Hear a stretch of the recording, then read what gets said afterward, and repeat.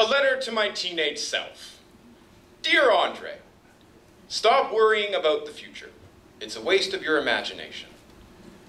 Just know that Axe body spray is not an acceptable form of cologne. And for Christ's sakes, pull up your pants. P.S. You're gay. P.P.S. Don't worry. The first few steps out of that closet, you're going to feel like you're bungee jumping face first into a wasp nest. Your stomach will land in your mouth. Your heart will pound so loudly you think it was saying Morse code for don't spill your guts, but you'll say it anyways, proving that you can Houdini your life out of a straitjacket. You will not regret it. As far as your peers are concerned, chin up. If not to hold your grace in the moments when you feel as awful as the things they've just said to you, this chrysalis will feel like an iron maiden, but the ugliest part of a butterfly has always been its cocoon, honey bun. You will emerge, tougher than the nails they tried to stab you with, shining like a neon hallelujah, burning like a lighthouse pulling moths away from the flame, because if there's one thing loneliness has taught you is that the only thing we have in this world is each other. Still, your dad's not going to take too kindly to it. He'll use it as the final snip that cuts him out of the picture entirely. You'll spend Father's Day making macaroni thank you cards for your mother. And memories are guaranteed to be the heaviest pieces of jewelry you will ever wear. So learn to unpack your jewelry box into your journal.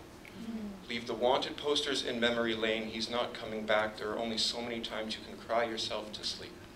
Speaking of crying into your pillow, love isn't pretty.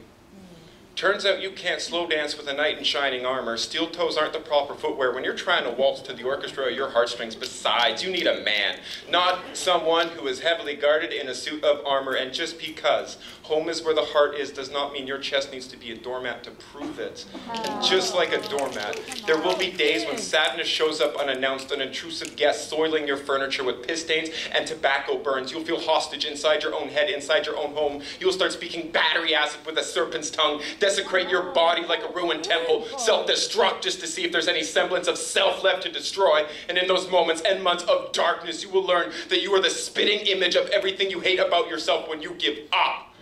Don't worry, because you're going to hit 24 and you're going to write a promise to appear for the future while trying to make amends with the past, but it don't work like that. Life is an awkward moment between the second you're born and the minute you die. Don't worry about figuring it out, because you'll just die trying.